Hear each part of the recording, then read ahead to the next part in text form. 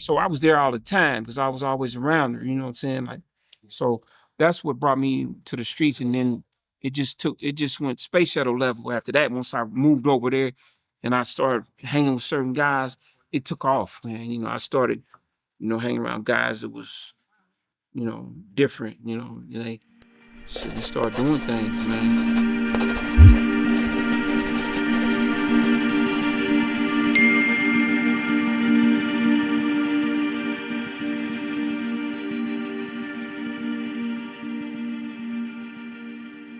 It was times where we had to go live with her brother, which is my uncle, because of my father. He wasn't holding up to his part of the bargain as far as being in a relationship, his part as being a man, My father was a heroin addict, so he was in and out. So when it came time to pay the bills, shit, man, my mother used to, she would fall short, so we would sometimes like get evicted and have to go live with her brother sometimes, so yeah, that's how it was. Seeing your mama struggle like that, once you got over, we get about anywhere from 10 to 13, maybe even 9, when we start to tap into other things or whatever. Yeah. When you see your mama struggling or you feel like you got to help the household. Yeah. Did that ever become a thing in your life where you felt like you had to step up and be a man? Yeah. I think that came kind of early in my life, man, when I was probably about 16 years old, when I was able to work, so I stayed with my mom. And by that time, my father was passed away. My father passed when I was 15 years old from a heroin, overdose. Mm-hmm. He was shooting heroin, I used to live with my father. Mm-hmm. We're going to get to the story as far as that, which would, question that you asked. But me and my father, we stayed together, and I went upstairs and we stayed in a, 2-story house. And I went upstairs and I caught him, shooting heroin in his neck. And he was ODing over that shit, you know what I'm saying? So yeah, when he passed away, then yeah, I had to step up as a man and, get a job and help my mother, with the bills and stuff like that. And, my brother was gone away at the time. Let me see. Well, he was, at 15, he was still there, but my brother was always he was a loner. So, but me to this day, I still take care of my mother. Yeah. You remember your headspace seeing him shoot heroin like that? Yeah, man. I mean, shit, what was your emotions around that? What did you used to think about that? Well, once I saw, because I seen it at different occasions, man. I remember one time me and my brother would be, he would be in a room with 5 or 6 guys, and they would this is back in the 70s, you gotta understand, I'm 56 years old, so that was back in the 70s. He would tell me and my brother to, y'all chill right here and watch Popeye and all this stuff on TV. I don't know if you remember Popeye. Yeah. He would sit us down and tell us to watch Popeye, and he would, put a sheet over the door while it's 5 or 6 of them in there shooting heroin. And, so I seen that for a long amount of time of my life, man, until he passed. If I could remember from maybe 7 to 15 years old, I would see that, back and forth. When did you have an understanding of what it was he was doing? Like, cause when we kids, we see somebody doing something, we're like, why is he doing that? But what's up with him? Yeah. Yeah. Shit, man. I mean, probably about at the age of 15, 14 years old, I realized, man, he was getting high, Yeah. He shooting dope and he getting high, so damn. I remember one time my father, it was plenty of times, man, I would see my father, man. Man, that dude was crazy with that shit, man. That dude would shoot dope, man, tell me, man, don't tell your mama what you saw and all this shit, man. I never, to this date, my mother's still alive, you know what I'm saying? So to this date, I never even told her what I saw, you know what I mean? Really? Yeah, never. What do you believe the side effects of you having to deal with that was? Oh, shit. I knew I wasn't going to do it, you know what I'm saying? I knew that shit, that ain't what I wanted. I see him nodded out, man. I'll go in there, man. They had been there shooting dope and shit, you know what I'm saying? And I'll go in there after, I don't hear, they'd be in there, be about 5 of them, they in there talking, yeah, man, blah, blah, blah, blah, blah. And I don't hear anything else. So I'll go behind the curtain, go behind the sheet, and I look at them, they all nodded out, man. Motherfuckers still got they call them rigs back then. Yeah. But the syringes, you know, that's big. I was seeing with they nodded out. So I go in there and go through their pockets and shit, you know. You know, I was young, I go through the pockets so I go outside, get me a honey bun or Suzy Q or something like that. You know what I'm saying?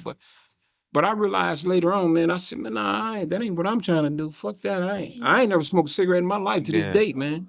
You know, that's one thing I want to say, man. I'm on your podcast. I know a lot of guys get on here and make up stories and make up lies, man. My shit is documented. I'm not gonna lie about nothing. I never smoked a cigarette in my life. Once boxing got into my life, I realized, man, hey, all that street shit's behind me, man. This is what I'm gonna do. So yeah. Street stuff. So you did deal with the streets. Oh hell yeah, man. At what point in your life did you get to end up going? Because before we get to that stuff, dealing with the heroin and all that, the heroin addict, your father, and your mother struggling like she struggled. Yeah. How does that look going into school for you? Like going into elementary? Because you know, a lot of the times what we got going home is affecting it affects you. What you doing in school. So how does that look in school for you? Well, I'm gonna say this, man. I didn't think it affected me, no, because I didn't even pay. I didn't know, man, if that was going on in other people's households, but that shit didn't affect me like it did as I got older. Once I noticed, damn, man, hold on, man, all this shit my father was doing, it really affected me in life, somewhere in my life, you know what I mean? But as a kid, I didn't pay no attention to that, man. I don't know. I couldn't tell you if it affected me or not. You know, I was just a kid, man. I was going through school, you know, shit, just like any other young guy, you know, shit. But I was really young when I noticed that shit, man. I remember one time me and my father driving, shit, it was raining and shit. That nigga, he high for heroin, man. I'm sitting on this side, he driving. This nigga like this. Cause you know, heroin make you do certain things. I never been high, like I said, but I lean up and I look over at him. He still got one eye, man. He can't really focus with two eyes, so he closed one eye. I'm like, damn, this nigga got one eye. This nigga tripping. You know what I'm saying? So I was young, man. I was probably about 12 years old when I seen that shit, man. And I just seen a number of things, man. And I seen him, like I said, I seen him on the floor with a tourniquet in his neck. I was 15 at that time, and he was trying to shoot dope in his neck, man. And he just went far with it, man. My father was he was an actual junkie, man. You know what I'm saying? Yeah. Yeah. So you made mention of the streets. So when did we go from being a kid to actually being in the streets, and what led you there? Shit, man. Well, about 15, 16 years old, you know, I grew up, well, first of all, I went to seven, 8 different grade schools when I was a kid. So, you know, there was some dysfunction there. You know, shit. 7 or 8 different grade schools by the time I was 12 years old. This is what I'm talking about. Yeah. Talk about that before you get to the streets. I'm gonna get to that. I'm gonna get to that. What is this dysfunction? Why? Shit. Because, man, my mother was holding the house down. Yeah. What she knew, how she knew how, man, and my father was. Yeah. My father was, you know, shit. He was on binges. You know, he shit dope and he hanging near me. Shit, man, I was probably about, like I said, I went to 7 grade schools, man, and that's how I knew a lot of people around Kansas City, man, and became friends with, you know, I may have went to school for 8 months here, we moved or get evicted, and then we go over here, you know, I had to go to this school. I went to 7 motherfucking grade schools, man, so it was all fucked up, man, and my father was always lurking in the shadows, you know. When he would want to do right, he would come home. You know, I'm never gonna put my father down, man. I love him to death, man. I love my old man to death, man. I mean, he was in my life, you know. What little he had, he didn't have much, but what he had, he gave me, you know. So yeah, man. My father was a hell of a guy. He was he had a good character, man. Everybody loved him and liked him, you know. But my father grew up. He was the oldest of out of 14. I think it was probably about 12 to 14 kids, man, my grandmother had. So man, you know, it was tough for him. Shit, he had to be a big brother and a father at the same time. Yeah. So, you know. So you had a level of understanding and grace for him, though. Oh, Yeah. for my father? Yeah. Oh, shit, without a doubt, man. Because later on in life, I knew how he grew up. I said, damn, man, this dude grew up kind of tough, man. He had to drop out. My father dropped out of school in the 6th grade. He dropped out in the 6th grade. We ain't talking about high school shit. You know, niggas feel like, fuck that, man. I ain't gonna go. I want to chase these hoes. Or I want to sell dope or something, get some money. Nah, he dropped out in the 6th grade because he had to take care of his brothers and his siblings, man. Yeah. You understand what I'm saying? So you think that affected him and led him to heroin and it stuff? did. So, yeah, Then, you know, he went to the military and in the Vietnam. So and over all the shit in he Nam seen. shit, you know, motherfuckers over there shooting dope, getting high, and they come back and they fucked up, you know. So, you know. But I asked my mother why, you know, if he was doing all this shit, you shouldn't even got with him. You should have got with somebody that was gonna really do something. But like I said, man, I love my old man. Yeah. Fuck that shit. That you should. Yeah. Now back to what led you to the streets and stuff. Shit, man, what led me to the streets is my mother, she didn't really have a hold on me, you know what I'm saying? She let me free fall. By the time I was 16, shit, she didn't ever ask me where am I going and, you know, like, you know how some kids can't go from here to that restroom without telling their parents what it. Shit, my mother didn't care, man. Shit, my mother had French fries and playing Tonk and, you know, cards all fucking till 3 o'clock in the morning. You know what I'm saying? You know, a lot of motherfuckers don't understand that. You know, they don't know that. Especially this new era, they don't know nothing about this shit. So, by the time I was fucking 15 years old, man, I was into girls at that time. You know, I started, you know, messing around with girls, and I had a girlfriend from 57th Street. And that's how I branched off to be getting into the streets. Because when I started messing with her, I started hanging around certain cats in that neighborhood. Yeah. But that was from where I was from, though.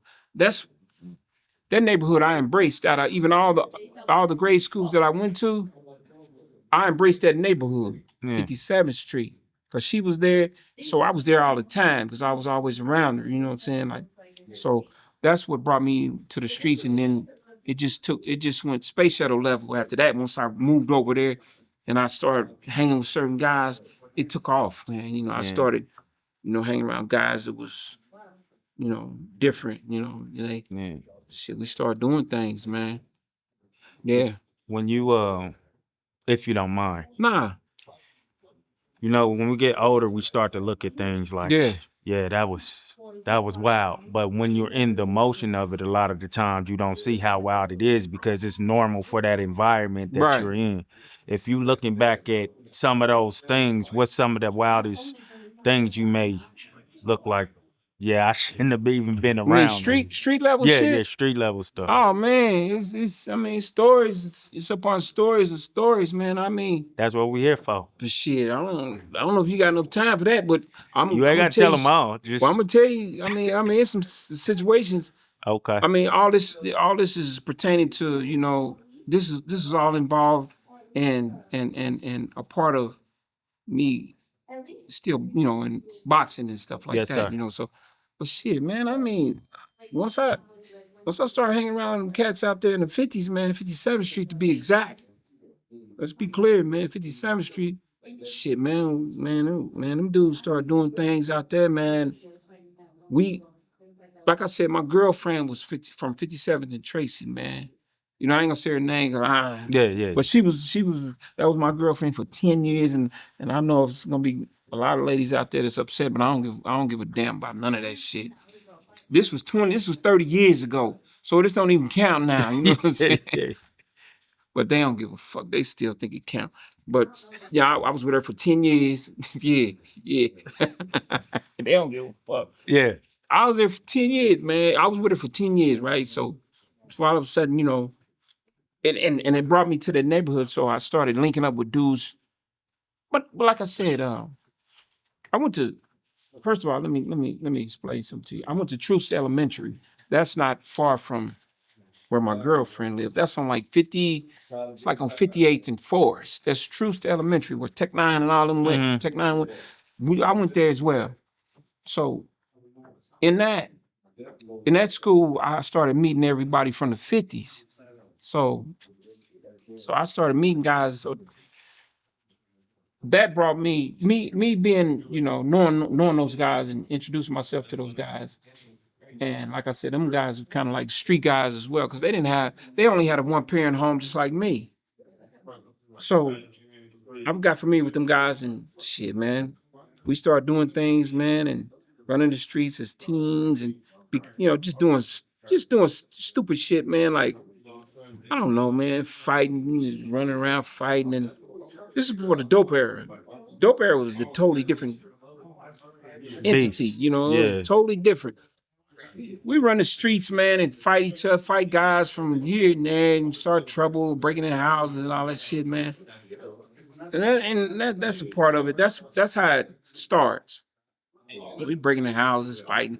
Then it just escalate on up to selling drugs and the murders. Mm-hmm. You know what I'm saying? So that's what happened, man. I would start running the streets, and street life happened when I was about 15 years old. And them guys, man, I got partners in jail right now, man, since we was 19 years old. They've been in there over 35 years. Patrick Starr, shout out to him. He's been there Patrick been there. I talked to my partner Patrick about 3 years ago. I talked to him and I asked him how long he'd been down. He said 29. So he's been about 31 years, flat. Mm-hmm. Flat. Flat. And he was a tyrant, man. He was a tyrant, man. He was a guy that was unforgiving. He didn't care about nothing. If he was gonna, carjacking and all, if he didn't give you a chance, he gonna get you up out of there. He gonna shoot you first. You gonna get up out of there. That's how he was. So but he caught a body, man, and he been gone for a long time. Yeah. But yeah, the streets came when I was about 16. Yeah. When you got there though, I don't think we all prepared for what we gonna see. Right. So what was one of them things that just caught you off guard and you had to shake back into place? You get what I'm saying? Man, it's a number of motherfucking things.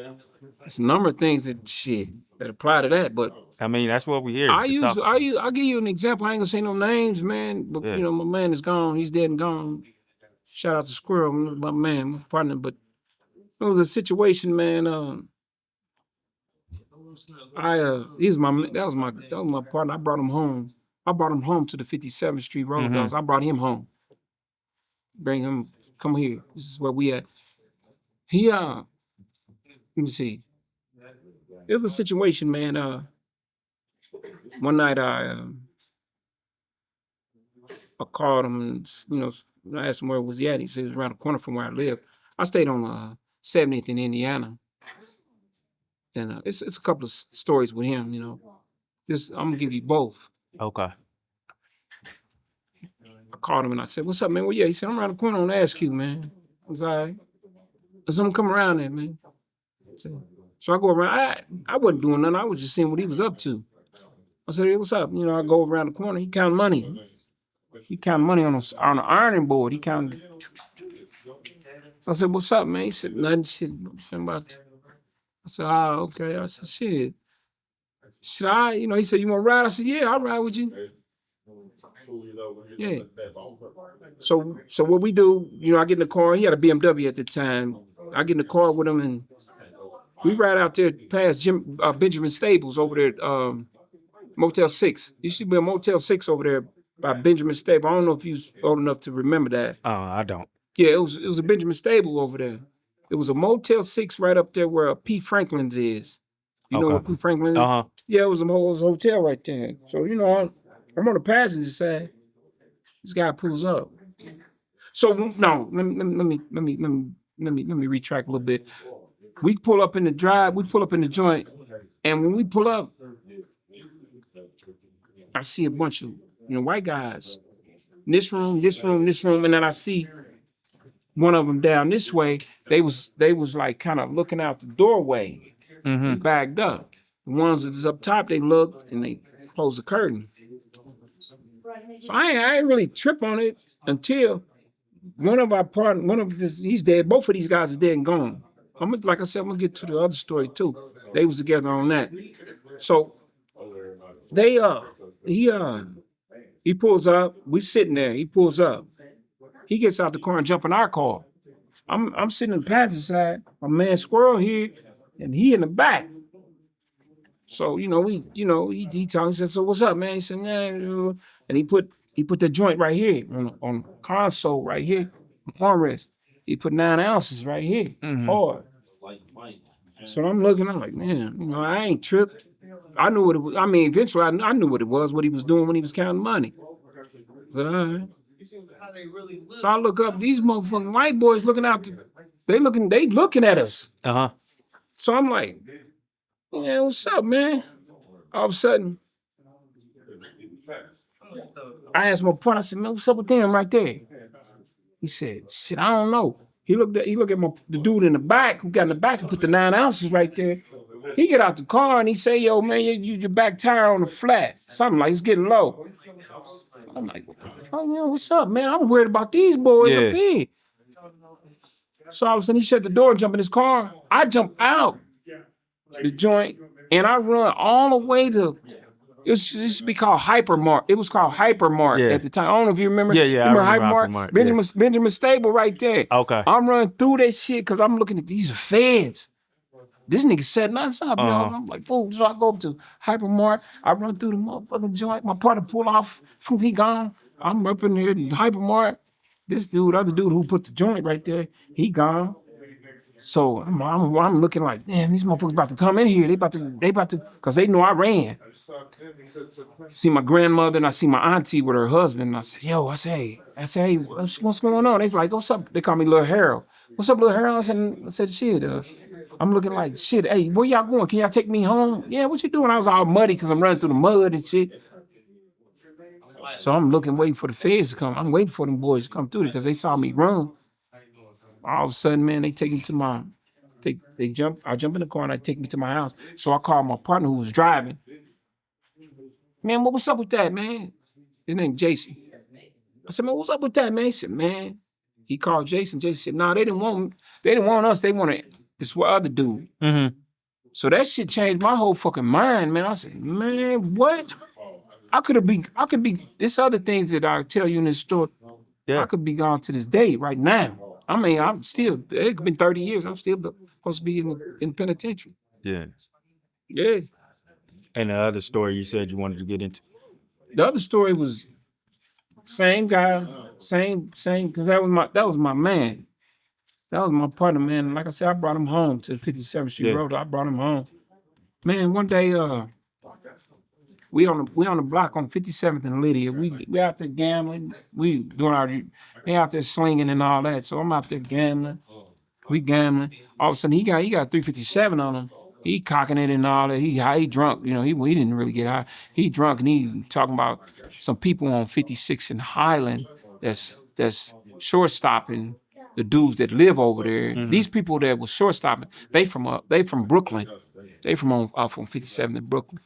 Long story short, man, he carrying his joint and he want to go over there and do this. I said, nah, not with me, you ain't. I said, man, give me that gun, man. Give me the gun. I took the bullets out. So he like, damn, you gonna take the bullets out, man? I ain't gonna be able. I said, man, listen, go do what you gonna do. So he went up to 7-Eleven and bought him a Colt 45. This one Colt 45s out. I don't know if you young guys know about Colt. They don't know nothing about Colt 45. I know big Colt 45. Yeah. He drinking Colt 45s and he nodding, drunk, and he want to go kill something. Yeah. He come back to the block and we go over there on Highland and he want to stop these dudes. So I said, man, listen, man, I'm about to go home. What you gonna do? He said, I'm going up to My Way. It's a club up off of Blue Ridge in 70. Is it 71? Where? Blue Ridge in 71. It used to be called My Way. Blue Ridge is 71. Right across the street from the. It's called something else. My homeboy Fat Boy owned that. Quincy owned that. Fat Boy owned the. It's right across the street from the gas station. Skyline. It's right across the street from the gas station.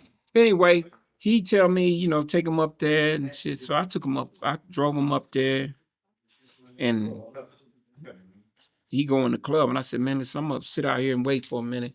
I'm gonna wait for a minute. All right, I'm gonna wait for you. It took him about 30, 40 minutes. So I seen one of my friends going in at the party. I said, man, tell so-and-so that I'm about to leave. I'm about to get up out of here, man. I ain't got time to be waiting. So he come out. When he come out, when my partner come out, he come out with two other dudes. They jump in the car. Follow me. So I'm following, I'm driving. It's all right, folks. Man, that dude did some crazy. He did the ultimate. And I was there and I seen it.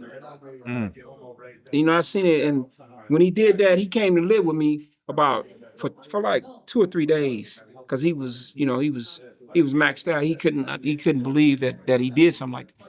He about to pull the guy out the car, did what he was gonna do to him. Pulled him out. He hit him a couple times in the back seat. I'm driving, I'm following him. I'm innocent. I'm driving, I'm following him. I see flashes, boom, the car. I'm like, whoa, cause I'm following him. I stopped the motherfucker. He pull the guy out and do what he gonna do to him. Pull him out the car. I go the other way. What the fuck?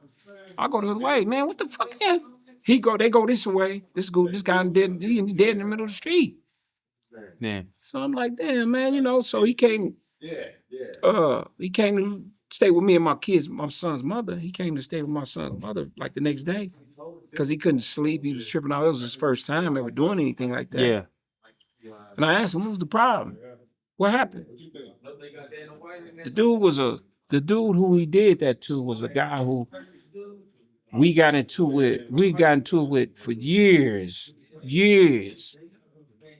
Saw him at New Peking. I don't know if you know about New Peking. I heard of it. I don't know. It's a restaurant, Chinese restaurant. Yeah. Back in the 90s, drug dealers used to go there to floss and front in front of the bras and, New Peking. He was with my partner, I'm telling you, who did that, was with his family.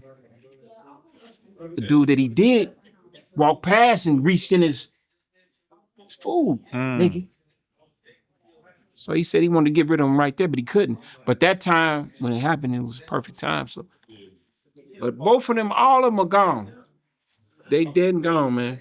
And you said that was his first time doing that? That was the first time. And then when he did that was it. I mean, he went on a spree. Yeah. So when that happened, was that around your first time seeing that, or you had seen that plenty of times? That was my first time, man. Yeah. So what did that do to you? And that moment, how would you like? Was everything slow? Man, was everything like? Man, that shit scared. That shit shocked the shit out of me for seeing that he was like that. I know he was vicious, but he was a type of guy that was real quiet. You wouldn't know that. He was very honorable guy. Yeah. Very respectful guy. But he was nothing to play with, you know what I mean? He wasn't like these kids out here. He was a very respectful guy. And that shocked the shit out of me, And he beat me, me and him, we crossed that path where it could have been me. Yeah. Yeah, because that he did that too. Yeah, it could have been me. Yeah. Because me and him was trying, okay, this is another story. I was trying to sell some drugs. Yeah. He was the guy I knew where to get the work from. Yeah. Powder for him and blow it up. I don't know nothing about no motherfucking drugs, man. I know about boxing and women. That's all I did, dog. So that was my partner to this day, man. His mama would see me. This is after he died. His mama would see me and apologize for him. Yeah. He didn't mean to do that. What he did to me, I'm about to explain it to you. What he did to me. His mama would cry. He didn't mean to do it. So I love him anyway, because that was my partner. So that wasn't my lane. I was out of my motherfucking lane trying to sell some dope. That wasn't my thing. And he was one of them boys. Yeah. So what happened was, man, me and him would try to move some dope or something like that. He knew how to get, he knew where to get the powder from and blow it up 3 or 4 times or whatever. And then all of a sudden, I fronted, here, man, take that. Just bring me back this. Oh, don't worry about it. 2 or 3 days come, he meet me and he said, here's this. Gave me my money. Then he said, he had a 357. Mm-hmm. He said, this is what I got in the deal. That's what he said. He said, this is what I got in the deal. I said, well, that's good. That's fine too. He said, so what you want to do? You want to go back and hit it again, recop? Uh-huh. I said, when he said that, I kind of looked at him like, oh man, nah, I'm just one time, because I ain't in them streets like that. Nigga, you can do that shit. I said, all right, man. Gave him back the money. I said, well, I'm gonna keep this joint, this pistol. He said, nah, let me. He said, I'm out here. But he was known from our neighborhood to carry a lot of artillery. Yeah. He had a plethora of artillery. Before it was popular to Man, that have motherfucker probably had hand grenades, man, on him. No, for real. No, I'm not joking, for real. This dude was serious artillery. So he's like, let me hold that for you. I said, all right, man, take that, because I trusted him. I loved him. And I gave it back to him, and that was it, man. The nigga didn't give me nothing no more. He beat me out of everything. Mm-hmm. So, long story short, situation happened where we was downtown, and it was a friend of ours trying to give some, like, the Patrick Star dude I was telling you about. He was downtown trying to give that murder back that he did. And everybody was downtown. I was upstairs on a jury duty for some Jewish people who was about their land or something. Yeah. So I went downstairs and I seen all my partners. I said, what the fuck y'all doing down here? Them niggas like, yo, Pat down here trying to get it. You know, I said, oh, okay. So Diamond Shields, may rest in peace, my partner, my motherfucking partner, man. Dude helped me. He said, there goes Squirrel. There goes Squirrel over there. No, I said, I'm talking to Diamond. We outside in the middle of the motherfucking state building, state county jail. We out there talking. And I looked over. And I haven't seen this dude. I haven't seen him in a long time since he beat me for my money. Yeah. I haven't seen him. I was looking for him. Yeah. How the fuck you gonna beat me out of my money to you? I said, that's the Squirrel right there. He said, Hurl. Diamond said, Hurl. He said, Hurl. Nah, don't say nothing. I said, man, you crazy. He walked up and he said, let me holler at you, Earl, man. I said, yeah. And I said, what's up, man? He said, man, listen, man. He said, man, I wasn't trying to. He said, Earl, man, I said, nah. I said, man, why the fuck you beat me out of my money like that, man? Come on, man, Yeah. He said, man, I'm getting high, man. I said, I was getting high. He said, I was getting high. He said, I blew everything on smoking crack. Yeah. And I'm not ashamed to tell you, this is a true story. Yeah. He said, man, I'm getting. I said, man, that's all you had to tell me, man, because when I need money, when I was down on my luck, you was in the penitentiary. You sent me to your woman's house to go pick up some dope and say, here, go. I said, he's in the penitentiary. I say, somehow I was talking to him from his woman's phone or something. I said, man, I'm fucked up out here, man. I need some help, man. He said, listen, go to my woman's house and that's it. He couldn't talk too much about what was going on. Yeah. I went over, he said, here. So I couldn't really complain about what he did, but how he did it. He beat me. Yeah. And then all of a sudden, this long story, niggas came, pulled pistols and all crazy shit. You just felt like you didn't have to go that route about beating. You could have just talked to me about man, it type fuck deal. yeah, man. We come up from, I knew you had bodies. I could have, if I was that type of dude, I could have went to ad hoc and said, this, that. Yeah. He'd have been done. I said, no, I ain't gonna do that. That's my man.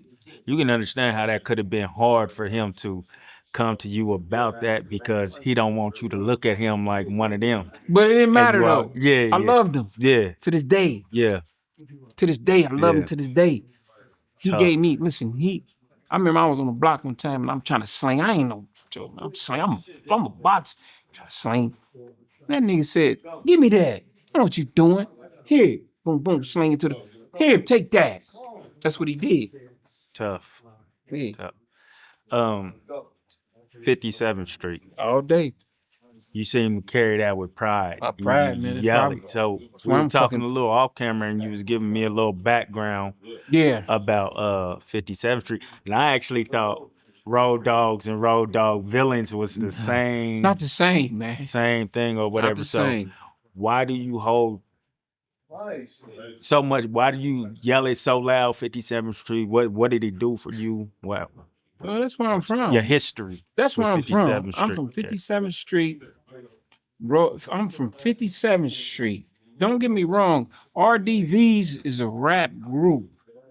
They from over there off Highland. I lived at 5522 Highland. That's where I lived for a long time. Then I moved down on 35th in Cleveland. But I still embraced 57th Street. Yeah. don't get me wrong, them are still my friends over in 56th and Island and 50, all that over there. That's still my friends, my allies. Grew up with them. We went to school together. But my loyalty is with 57th Street, man. Road Dogs, man. Like Tech said. Tech know, he said my name and all that. Seen him at concerts and stuff. He know. He from where I'm from. Tech Nine? Yeah, yes, Tech Nine, without a okay. doubt. Okay. And he, he never glorified that he ran the streets because he didn't. And that's fine. That's fine. He didn't run the streets like we did. We walked them motherfucking streets, dog. Me, I can name a plethora of guys, man, that ran the streets, man. And he mentioned them in the Road Dog Villains. I think that song, or roll, I don't know what it is, RDVs, something like that. And he said roll call, but he missed out on a lot of names. The guys that was comrades, man, dudes that we grew up with, man. Those soldiers that was for real, man, from the block, man. Yeah. Yes. Where did the name come from, though, Road Dogs? What? That's good. That's a funny thing you asked. You asked that question, man. Where it came from? Yeah. Man. And what does it mean for you? Go ahead. I'm about to tell you, man. Tony Kennedy, I don't know if you know who he is, but Tony Kennedy, he stayed on 57, 58th and Tracy. So my girlfriend stayed on 50. She stayed on 50. I think Tony Kennedy stayed on 59. Something 58, 59. You was too young to remember this, but it was a call hotline where we would get on. It was called the fuck. I can't remember that shit, man. What the fuck was that name? It'll come. Just It was like a hotline that we would all call in to blurt out our crew and where we from and shit like that. It was fuck. What was that, man? It was a hotline. So me and Tony Kennedy, which came up with the name 57th Street Road Dogs. 57th Street Road Dogs. It was God damn it! I ain't gonna try to keep focusing on that. It'll come to me. But anyway, it was a call line. We would call all the time. Like we get out of school at 2:30, 3 o'clock. We would run home, grab the phone, and dial this motherfucking number about 1,000 times to get in. And we say, I wanna send a shout out to the Hill Dogs, the 69th Street Dogs, this and that, all right. And then we hang up, and then all of a sudden, about 5 minutes later, boom, your voice come up. Hey, let's get shot. So all of a sudden, Tony Kennedy. I came up with a name of the Little Rascals, and they was like, nah, man, that's some bullshit. That's some petty shit. That's some punk shit. What the fuck? I'm like, yeah. He said, yeah, Tony. He's like, nah, bro, we ain't gonna do no shit like. And that nigga said, man, he came over to 57th Street Road Dog, and it stuck like glue, man. He came up with that. Yeah. He came up with that. Shout out to Tony Kennedy, man. You know. That was a good guy, man. He, may rest in peace, man. He from the hood, friend. So that's who came up with the name. Fuck what everybody else may think. But Tony Kennedy came up with that name. Yeah. Why that name though, and why did that one hit for y'all? I don't know, man, because we was from the hood, man. We was from 57th Street, and it just stuck. And didn't nobody dispute it. Didn't nobody else say fuck nah. I didn't say fuck nah. Right. You know what I'm saying? But I was a legend there, standing there right there when he said that. When he said 57th Street, I said, shit, that motherfucker That's stuck. heavy. That's stuck, man. Yeah. Straight up. Why was it so popular or popping to call that hotline though? And what did it mean to man, call that hotline? That mean that you was somebody. Shit. Nigga, what the fuck was that name? It was called your viewers from Kansas City of that area remember it. The motherfuckers know that when we get out of school, your ass was hurry up getting home, grab that motherfucking phone, care what your mama could be beating in the back of the head. Get off that phone. Shit, fuck man, I'm calling a hotline. Yeah. I want to give a shout out to my girlfriend, Dina, this girl, boom, then you take your beating later, you dig? Man, we get on that motherfucker shit, 57th Street Road Dogs, that was it, nigga, boom, it blew up, man. Yeah. It blew up, man. You didn't never give no shout outs though, did you? Yeah, I did. It wasn't like niggas was trying to be players back then. No, So I was a player all my life. When you Fuck, thought- man, we gonna get to that. So we gonna when get to that good part right there. So when you isolate a name like that don't, or is it having That the was my girls like, girlfriend how at the you say time. her name? Nah, fuck, nah. All them bros, these women, where am I at? Right there? Yeah. Right there. Y'all understand? I mean, y'all understand. This girl was, when I was fucking 15 years old, Dina Rogers. That was my first girlfriend, man. And she deserved all that stuff, man. When you're young, you're 15 years old, you fall in love, puppy love and all that. And then all of a sudden, when you get a little older, you start branching out, and then all of a sudden, boom, you start forget about that. That was the good one. They got away. Then you get around, you start running the streets, you get but yeah, that's who I was giving a shout out to. Okay. Yeah, without a doubt, That man. sound like one of them names that'll come across. Oh, I want man. to give a shout out to Dina I want to give a Rogers. shout out to Dina Rogers. That's my woman. By her. Yeah, let us hear the shout out. Let us hear the shout I ain't out. got no shout out, man. That shit was a long time ago, man. Yeah, Y'all that bullshit. But how did you feel, or y'all feel? What was the atmosphere of the 57th Street Road Dogs when you heard Road Dog Villains Man, first come on the radio? Or y'all probably was privy to their stuff before they was out real big or whatever. But when they started, the name started growing through the music. How did y'all feel? that was 10, 15 years later, man. We ran the streets, man, and it was a thing because, like you said, you had the road, you had the 69th Street Dogs, you had the Hill Dogs, you had the Village Boys, you had all them guys, them gangs, man, and they were gangs for real. We didn't really trip on it, the name. Of course we tripped on the name because that's who we was. We planted our flag. You know what I'm saying? This is who we is. But we didn't ever really like get on them. Once we got on that line, man, after that it was done. Everybody knew who he was. Everybody knew who he was after that. Once we planted our flag and said who we were, that was it. Everybody respected them. We respected them too, like the 69th Street Dogs, and I don't know if you remember. You was probably the Hill Dogs, the Village Boys, and all that. We was, but it was just a group of guys, man. We was trying to terrorize. That's all we was doing. We was terrorizing shit, man. Yeah. That's it.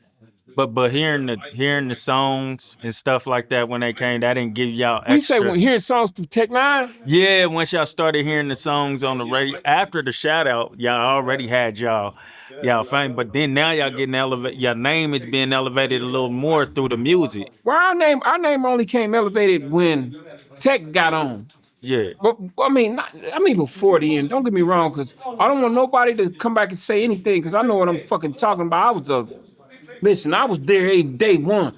If motherfucker sit up here and say I wasn't, man, get out of here. I was day one. Tech came after, man. Tech put our name as far as, it's like this, man. We already had our name. Yeah. Road Dogs, we already had our name. Tech just solidified it and pushed it out there in social media. Yeah. And TV and all that stuff. Yeah. We was already made before that. Yeah. We was already Road Dogs before that. We was Road Dogs before that. Yeah. And me, like I said, them my partners dead or alive. All of them dead or alive. I ran with them, but I still was with my girls. They would go out and do stupid shit, come back and tell me I was with my girl. But we were Road Dogs before Tech Nine was Tech Nine. Yeah. Put it like that. Okay. We was you spoke on the dead. The dead. Can you remember your first experience with that with one of your partners? Yeah, man. I mean, what you want? Because a lot of times we get into these things and don't think about the death that can come with it, or even the prison time that can come with it. I knew death come with it, man. Shit. But, so how was that experience for you? Like experiencing one of your homies, your partners, just like. I don't know. I can't go off from which one died first. But it was a multitude of them. It was a bunch of them, man, that died, man. Murders. My cousin Eugene Roberts God bless the dead, man. It's my first cousin, man. He got murdered by a homeboy. I don't care what they try to say. It was a homeboy that did it. Dude I grew up with. Dude he grew up with. Like I said, when drugs came into the community, It changes everybody's outlook on life, outlook on friendship. Your friendship don't mean nothing fucking to me, nigga. This money mean more to me than you. So what happened with my little cousin, man? My little cousin got murdered by a friend of ours, a guy I grew up with. A guy used to kick in the ass and smack him. You go over there and, because we hang on the corner, you go over and give him something, see what he got. You can go over there and slap box and shit like that. I used to do that with my friends. But killed my little cousin. I know he did, without a doubt. Without a doubt. So, you know, man, it's crazy, man, that when I think about that stuff, man, how the dope era messed us up, man. It really did, man. It didn't mess me up because I didn't sell. I wasn't a drug seller. I was a ladies' man and a boxer, man. That's what I was. That's exactly what I was. No more than that, no less than that. I was a boxer and a ladies' man. Yeah. But you were boxing while doing all of Oh, this. man, shit. Yeah. Hell yeah. Why boxing do all of this when you feel like your boxing is your path? Did you feel like boxing was your path at that time? That was I dedicated my life to it. Yeah. Okay. I dedicated my life to boxing. I did. Once I realized what it could do for me, and it did a lot for me. It kept me alive. That's why I'm sitting here talking to you. Yeah.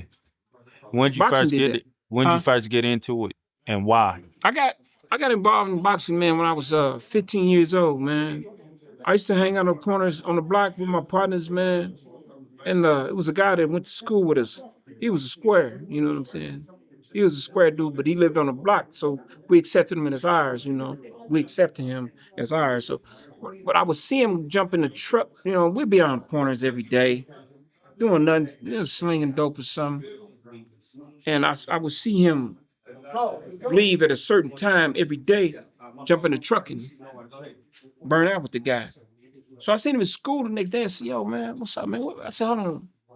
I said, "Man, where you be going, man?" I said, "What you be doing? Where you be going?" And you know, I see you carry we used to call it a grip, man, a bag. Carry a bag that's a grip. I said, "I see you used to carry a grip with you, man. And where would you?" He said, "Man, I box." I said, "Yeah." I said, "Damn." I said, "Hey, man, do you think I can go with you one day?" He said, let me ask, you know, his coach. So I said, all right. So he came to me next day in school and said, yeah, my coach said, this evening at 4 o'clock, you can come. You can come with us. So, boom, I jump in the truck and we go down on 33rd and 33rd and Truce. That's where the gym was. Mm-hmm.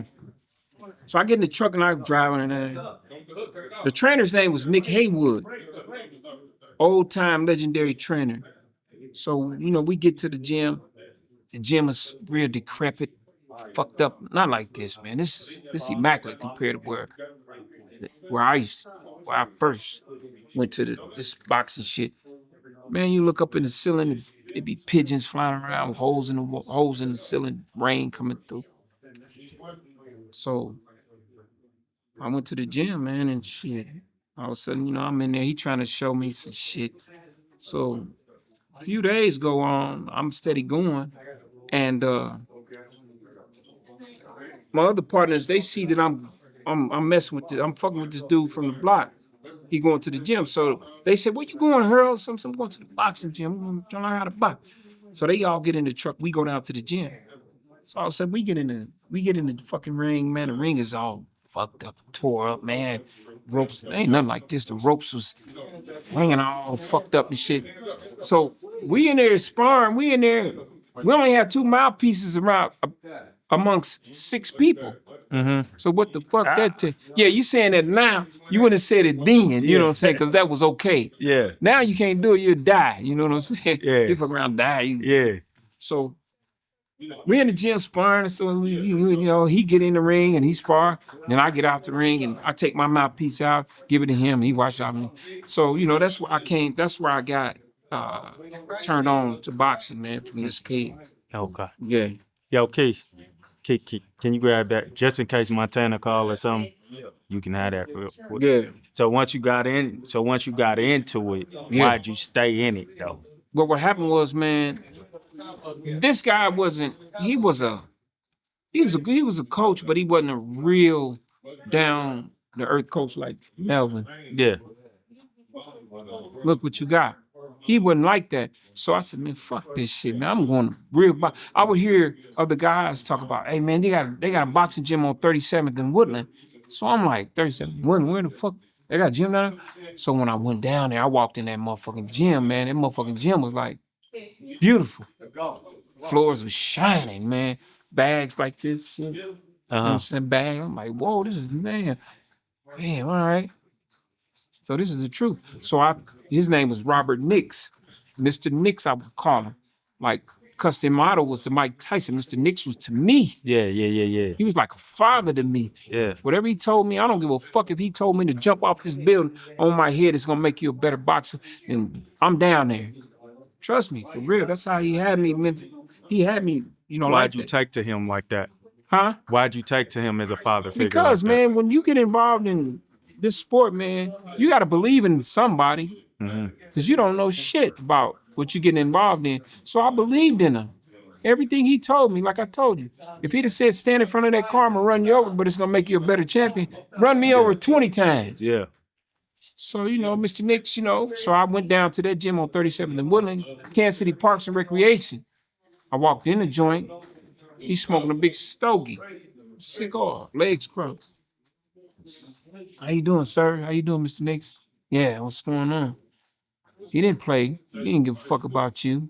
You coming there with shaking hands. He tell you, I don't shake hands. He was like that.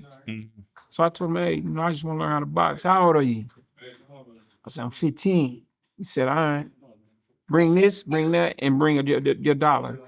It was $1. It was. How much did that gym at the time? It was probably $20 a month. It was cheap, you know what I'm saying? But was it that's expensive then? No, it wasn't really expensive. It was doable. Okay. But it was, I don't know, man. It was free for real, you know. So he would tell me to come in with that, bring my hand wraps, bring my cup. Man. So all of a sudden, man, he turned me into who I was as an amateur and as an amateur, because I left him as a pro. But yeah, Robert Nix, he the one that ignited me, man, to become a devastating, a good amateur. When did you really start to feel like, all right, I'm ready for a fight? Man, that was in 85. 85 before this kid was born. When was you born? 85. That was 85, man. Yeah. When was you born? 85. You was a baby in Pampers. Yeah. You came out. I was in the ring. Dang, you know what I'm saying? I'm throwing shots. Yeah. So it was 85, man, and I told him, you know, it wasn't that I told him. He was just gonna tell me when I'm ready to fight, and that's it. It ain't about if I said I want to be a competitor, I sign up as a participant, then this is what you're gonna do. Okay. So in 85, I fought at the Municipal Auditorium downtown. You familiar with that? The Municipal. I fought down there, man, in 85. I fought a kid by the name of Brandon Donahue. I didn't know who he was. My first fight, I was scared to death. Terrified. Hand-to-hand combat. Scared to death, man. I get in there and I'm street fighting. I'm not boxing because all that shit you learn. See, this is when you see them kids. That's when you come up, and I was 15. That's when you start learning how to box at 7 or 8 years old, not at 15. Yeah. But it worked out for me later on. But 15, I'm in there throwing shit, looking stupid, clumsy, and scared to death, man. My mom out there screaming. So all of a sudden, I messed my hand up. Fight over. Stopped it. In 80, was it 80? I say 85? Yeah, you said 85. 85. That was my first fight. Yeah. But after that, I took off. At 85, you were still 15? Yeah, it was about 15 years. 15, okay. When did you go from amateur to pro, and why'd you leave Knicks?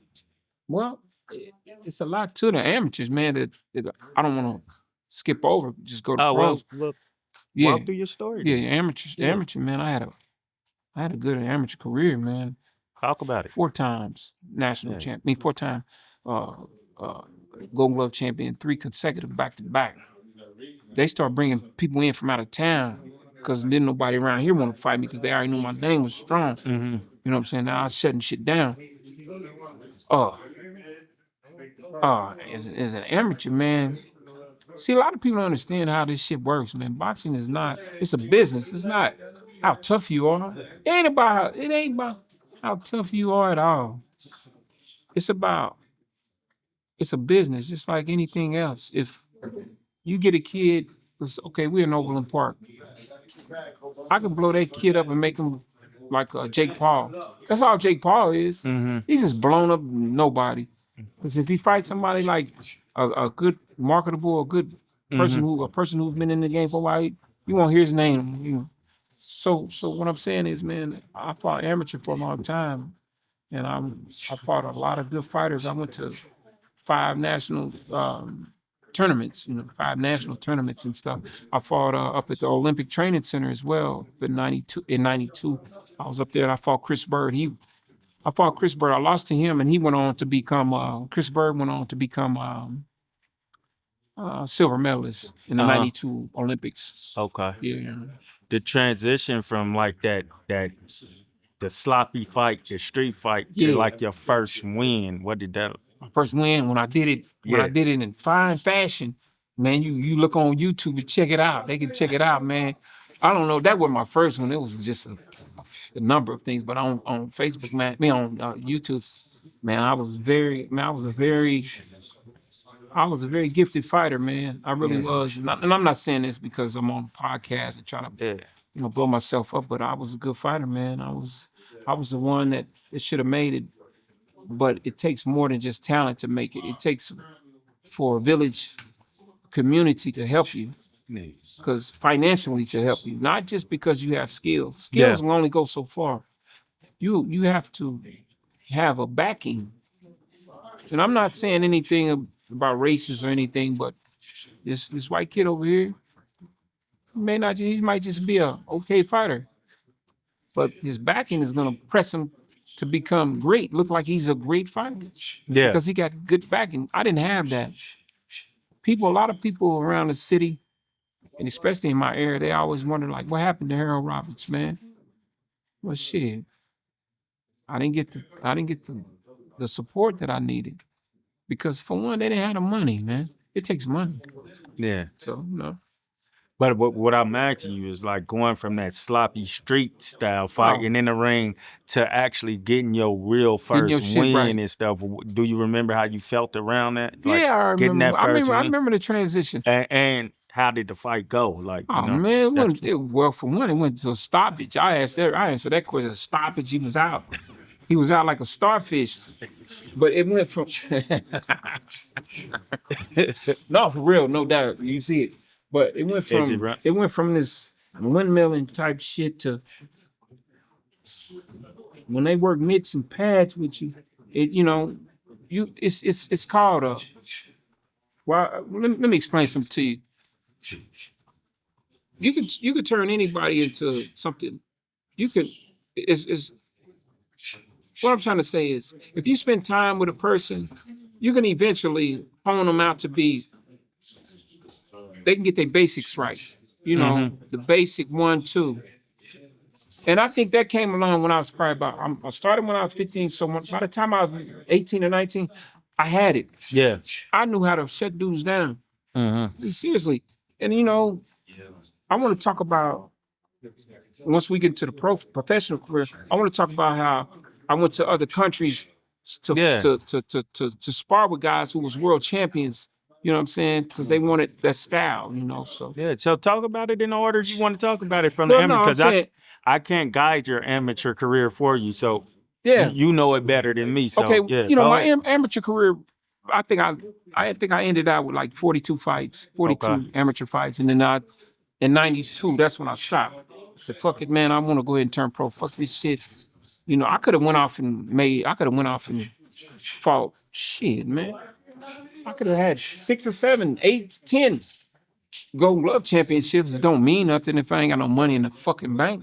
So I said, fuck that, man. I'm gonna turn pro. Give me pro. My first pro fight was probably in Joplin, Missouri. I fought a kid named Reggie Strickland. Oh, okay. That motherfucker had probably about 300 professional fights. Sheesh. No, he came to lose every time. He didn't come to win. So his 300 fights don't mean shit. You would think that, like you just said, shit, man. Yeah. He came to lay down. He could fight though. Don't get me wrong. So it was set up that way, or are you saying he just couldn't handle? No, he just knew when to come in, and he didn't give a fuck. He come down there to make $300. Yeah. You know that blow your records up. See, a lot of people think that when they watch them boys on TV, them Shakur Stevens and Tank and all them motherfuckers. Don't get me wrong. Don't get it fucked up. Them dudes come from a most definitely background of good coaching. They didn't come from this bullshit. Them dudes are legendary fighters. They come from Tank started fighting when he was probably about 6 years old. Yeah. Shakur too. Them motherfuckers is silver medalists and shit like that. You don't get that shit just overnight, man. That shit takes 20 years of fighting. You know, you get guys just they see Tanking on them, they want to do the Floyd Mayweather shoulder roll. The fuck are you doing? Man, you gonna get your ass knocked out with that shit, man. You better keep your hands up, you know. So that works for Floyd. That don't work for you. You don't know what to do with it. Yeah. You know, so yeah, man. Yeah. And you want to talk about you done with your amateur and go to the We transition? Yeah. So okay, what did going to pro look like? Well, when I turned pro, like I said, I fought Reggie Strickland, man, and he was just a guy to come along and need money. That motherfucker, that dude right there, Reggie Strickland, I'm telling you about, that motherfucker fought 2 times in one day. He fought in Oklahoma, Tulsa, at 7 a.m, and come here to Kansas City and fight here about 10:30. That's crazy, man. That don't happen. Yeah. That don't fucking happen. Yeah. He can fight though. His record was like, you can look it up. Like I said, it's documented. Everything I tell you about it, documented. You can look up Reggie Strickland. He probably got 32 wins and 300 losses. Don't look at those losses like he's a poop butt. Man, that motherfucking fight, man. He was on you remember Brian Gumbel? I don't know if Yeah. he was on HBO Nice. telling his story. Like, nah, man, don't get that record fucked up like I'm a loser. I'll fuck you up, man. Mm-hmm. That's how he was. I beat him every time, but he came to lay down. Not lay down, you know, counter. I get what you're saying. But he come to lose. You know, Yeah. So, but that career, man, my professional career, man, it like I said, I went to camps. I was up in Quebec. No, not Quebec. I was in Quebec. I was in Montreal helping Eric Lucas. He was the WBC super middleweight champion at the time. I fought in Long Island, New York. They called me for a professional fight up in Long Island, New York, with a kid by the name of Carmine Tufano. Lou Duva, you kind of young, so you don't know the trainers. Somebody who's older would know Lou Duva and stuff like that. Yeah. That's Evander Holyfield's trainer. Okay. And Pernell Whitaker's trainer. So it was his trainer, so I fought him and shit. I fought him up in Long Island. They robbed the shit out of me, man. That dude was terrible. He couldn't fight or nothing. But I'm fighting him in his hometown. And when you go to somebody's hometown, you gotta get rid of him.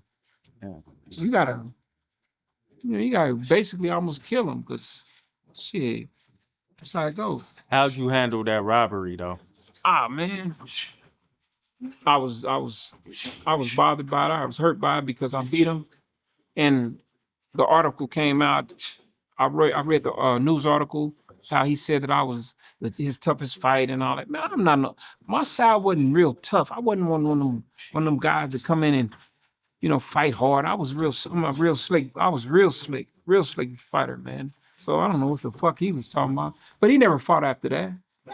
Yeah. Yeah, he didn't want no more of that shit, you know. He realized that not only me, anything past me going up was gonna be harder. Yeah. He wasn't ready for it. Did being robbed like that create more of a monster in you? Because was that your first robbery? No.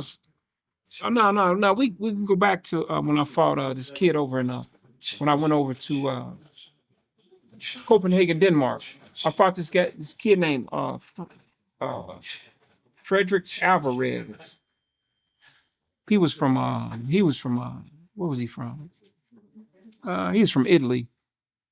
And man, I was running the streets and shit, man. Motherfucker called me, a boxing promoter called me, hey, Harold, I'm running the streets.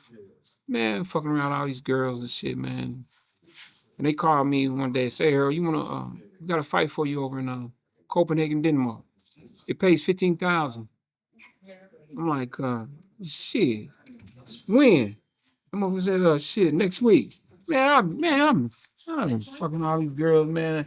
I never did no drugs, so that was my thing, women. Yeah. I'm running the streets and I'm fucking 15,000. Shit, when? Motherfucker said next week. You get to go over to Europe and see all these motherfucking buildings, all these pretty shit. So I said, all right, bet. So time come, I trained for 2 weeks. I don't know I think I was smoking Black and Miles.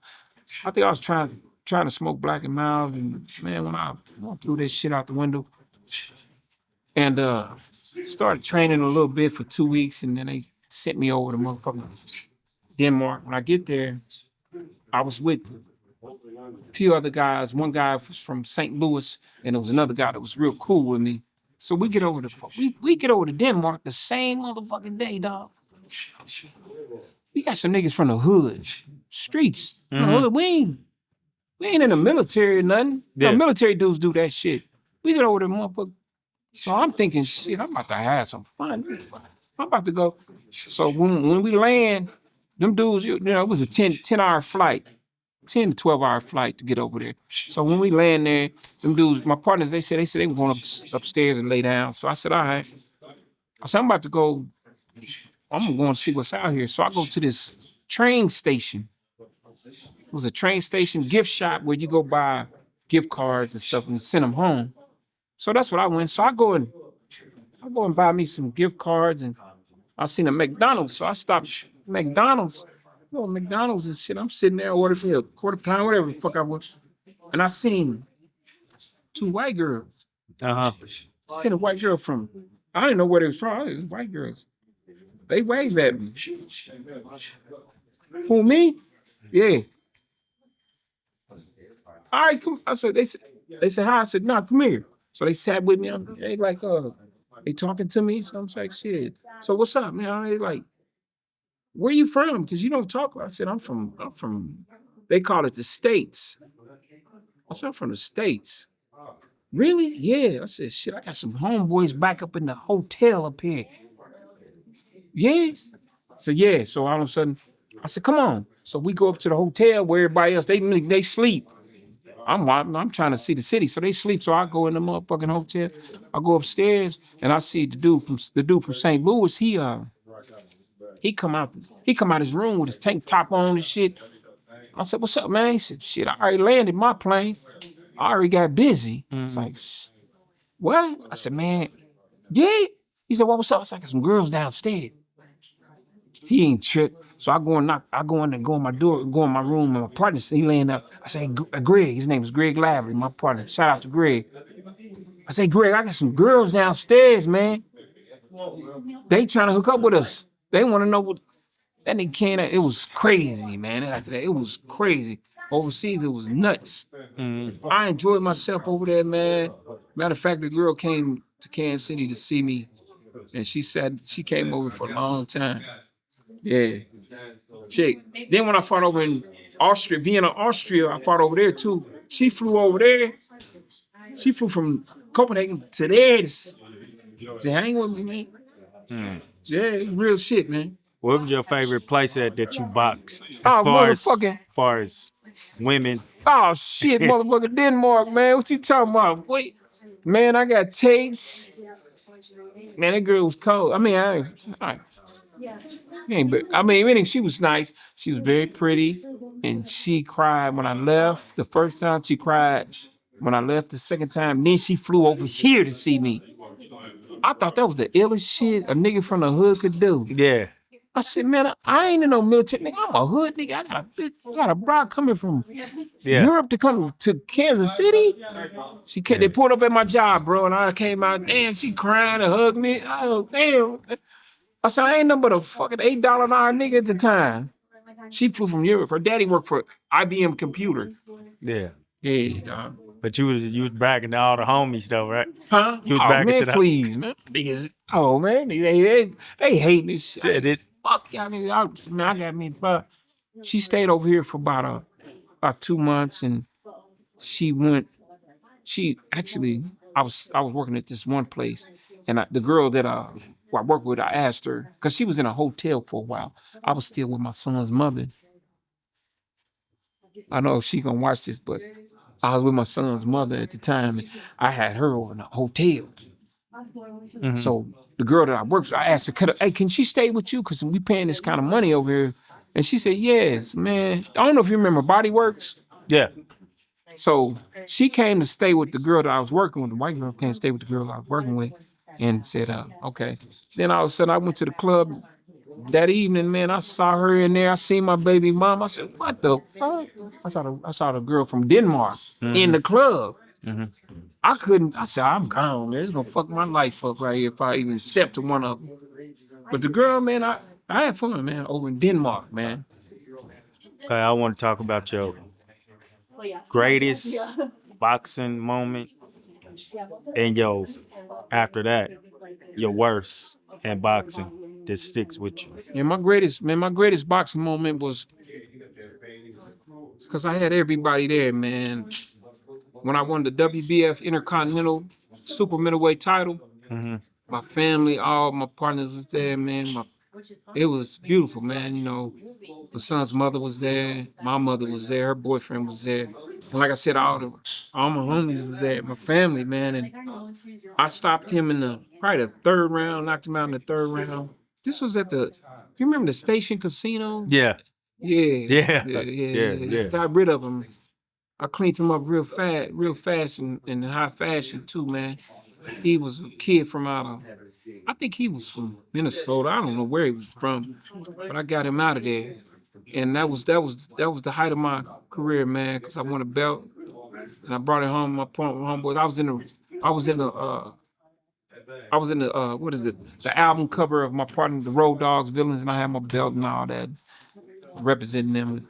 But my lowest time was boxing, man, was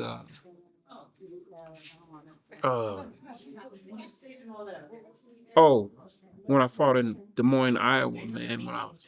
No. It was a couple of times, man. I fought in Des Moines, man. You know, when you got your hopes set high, man. You got your hopes set high, man, for something that you trained for a long time, and you really put your time in. Yeah. And then somebody just come around and steal it, and you know you won. So 2 times that happened to me, man. So when I was in Chicago, when I fought in Chicago, and when I fought in Iowa, I beat these guys, man. I beat them fair and square, man. And they just took it from me, man. And this was as an amateur. I fought a kid named Kenny Bowman. Kenny Bowman out of Chicago. I beat him. And I fought a guy named Frank Vassar. Is his name Vassar? No, Frank Savannah. He was out of, I never forget the fighters. That's one thing I don't forget. He was out of New Jersey. And they robbed me, man. And that hurts, man. It really hurts because, you know, when you lose, man, you always think that people are going to turn their back on you. And sometimes they do. A lot of times they do.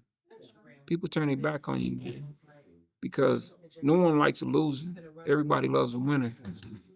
But I tell my kids this, you know, because my son always asks me, you know, especially when I fought amateur and I lost, I told him I did the best I could. That's all you can give them. It's the best you can and be truthful to it. If you say, man. Now, if you was the type of guy who's out here lagging and bullshitting, don't expect nothing to come to you, man. But when you do the best you can and you train hard and you've been in this gym training, and you do the best you can, that's all you can give a person. If a man beat you, he beat you on your best day. That's all, man. Yeah. What made you keep going after you was robbed, though? When I was robbed After in New being York, robbed like so many times, what makes you keep?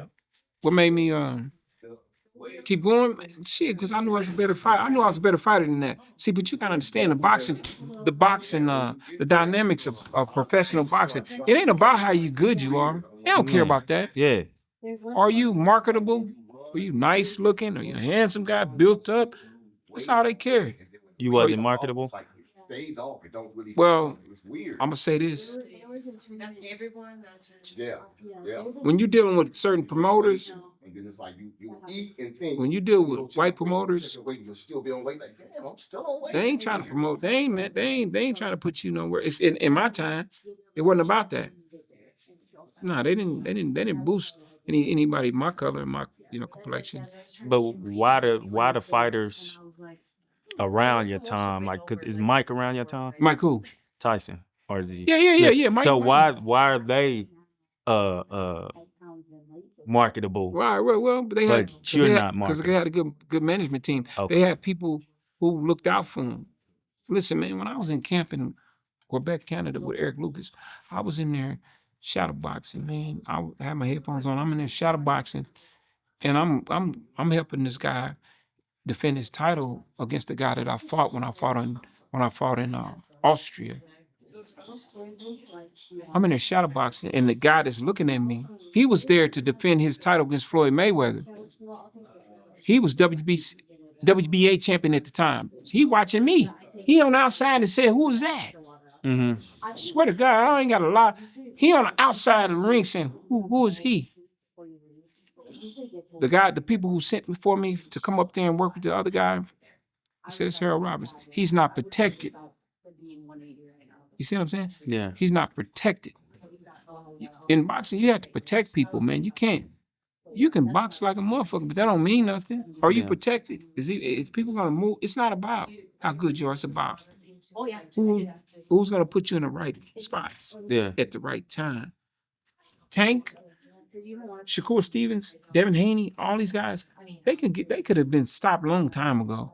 But you gotta maneuver people in certain areas. Like, nah, we don't want that fight.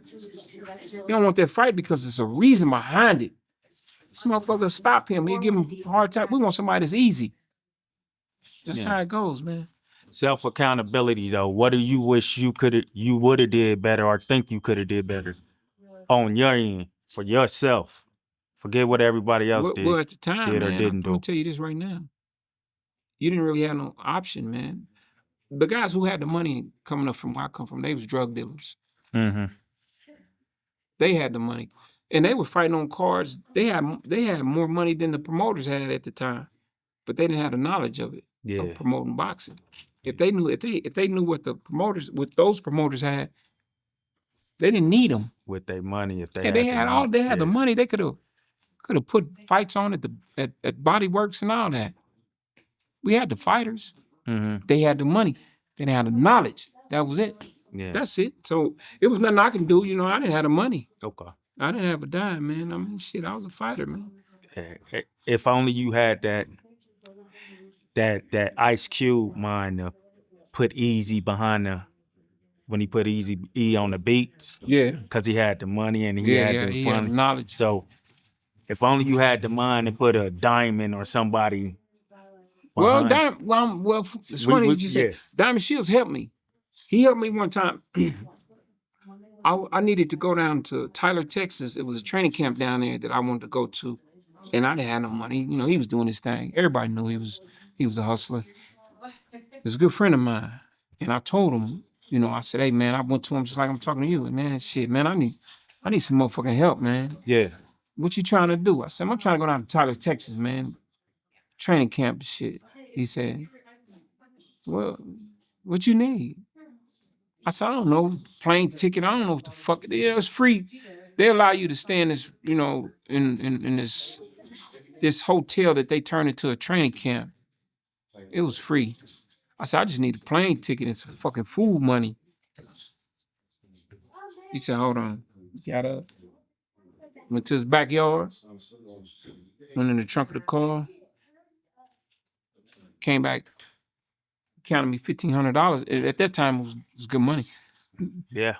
Counted me $1,500 out. Diamond Shield did. He said, "Is that gonna be enough?" He said, "If it ain't enough, when you get down there, just let me know." And I get down there, shit, them niggas was working. I wasn't working. I was like, Nah, these niggas crazy. I'm laying down, and when it's time to go to the workout, I'm going to work out.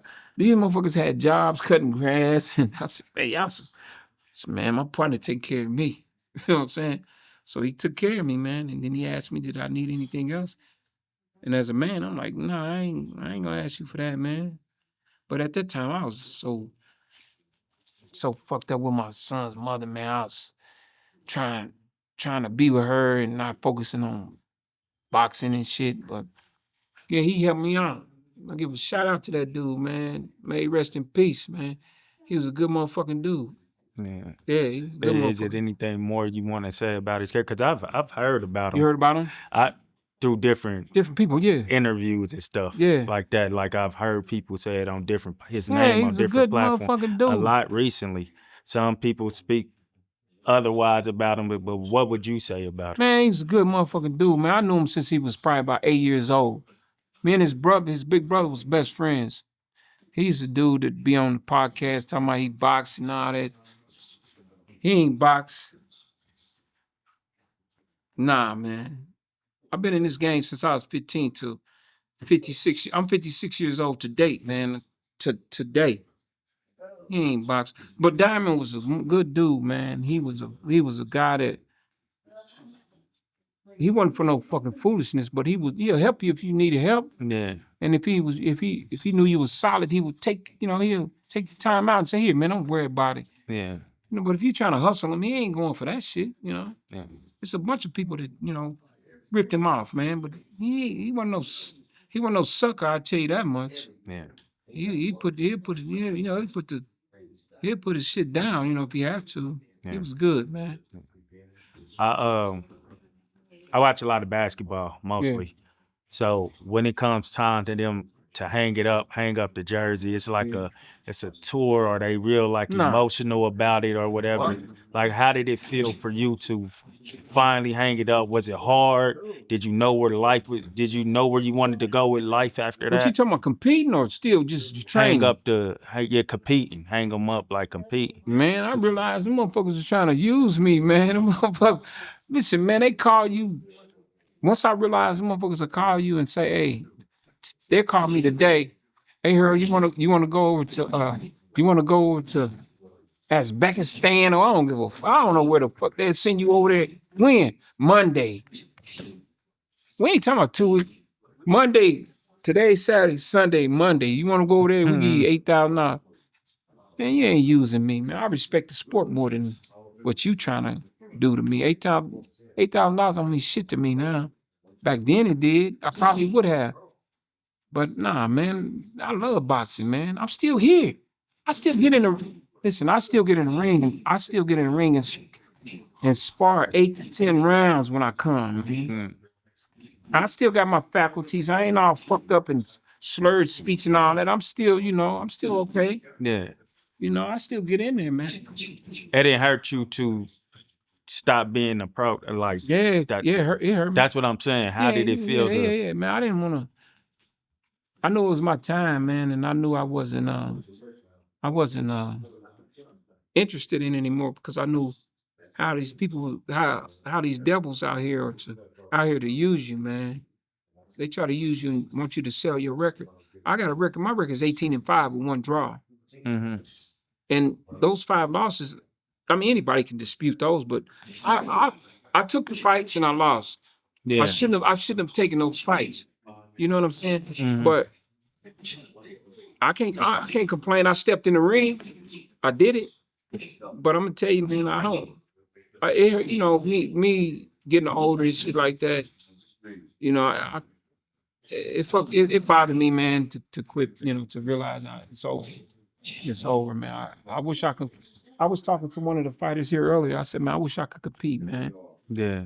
I wish I really could, man. I'm serious, man. And it ain't about the glitz and the glamour of this shit, man. It's just, I just love boxing. I love it, man. Yeah. I love it, man. I mean, seriously, man. It's kind of like Mitch said on Paid in Full. Yeah, man. Man, I just love it, man. I was made, man. I love it, man. Yeah. When I say I do, man, I mean, I still run. I'm an athlete, man. I'm not one of these guys that I know guys that started boxing. sober. These motherfuckers out here, dog. I Mm-hmm. run every day. Yeah. I still run. I still work out, man. I love this shit, man. I ain't playing with that. Yeah. I know guys have been fucked up. You know, they been brain damage and shit all fucked up, man. I love boxing, man. It's just I was in the wrong place at the wrong time. I'm in Kansas City. This ain't no motherfucking boxing town. You can drive 4 hours away, man. Go to St. Louis, man. You got world champions down there. Yeah. Real world champions. And them motherfuckers stick together. Not like us. We don't stick together here. Mm-hmm. All those guys that I grew up with who had money, drug money, they could have easily came together, boom, put their money together and surpassed all these other motherfuckers that was using us. Yeah. Why would you fight on why would you fight on his card when you can make a card of your own? Mm-hmm. What's wrong with you? Yeah. Man, we could have blew out the motherfucking Potty Works. We could have shut it down.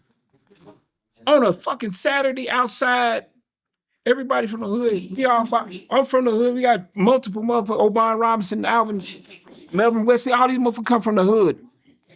We could have fucking, man, shut that shit down. You know O'Brien? I don't know if I know his He's last. a legend. He's a legend, man. I actually I know you said don't say too much about legend, but it's not. No, I didn't say. No, I know. I remember you said you don't really glorify legends, but in a negative way. But these are legends. He's a legend, man. I'm a legend. This dude right here, Melvin, was a legend, man. These dudes, when you mention them names, them motherfuckers stand up. Oh yeah, Melvin, O'Brien from the projects. He shut shit down there. He got a lot of brothers. O'Brien, oh yeah, fuck yeah. I know. I think I know who you're talking about. Yeah. He fight right now. O'Brien fight. He give it to you right now. Only O'Brien I ever heard of. So that's the only one. Okay, there ain't number one. There ain't no 5, 6 O'Briens. You know what I'm saying? So when I say we don't glorify the story, but we still tell the story. You tell the story. You know what I'm saying? So I'm okay with you telling your story. Oh, okay, yeah. Now I see. Okay. Yeah, I'm okay with you telling any story you want to tell. That's why I said it's your platform. Tell the story you want to tell. He's a legend motherfucking fighter, man. He's a legendary fighter, man. I give it to him, man. Alvin Brown, Randy Carver, Harold Roberts, Melvin Wesley. These guys, man, we did our time. We 10. O'Brien started when he was about 8 years old. Mm-hmm. From the projects, man. That motherfucker fight. You know, shit, that motherfucker fight, man. Yeah. Shit, his name is, when I started, that motherfucker was talking about him like, I go in the gym, coaches talking about him like he God. I'm like, what? Who was he? I don't know who he, that nigga fucked me up one time, man. When I first started that nigga fucked me up. I'm trying to get in there with him. That nigga fucked me up to the body. I ain't never, Melvin.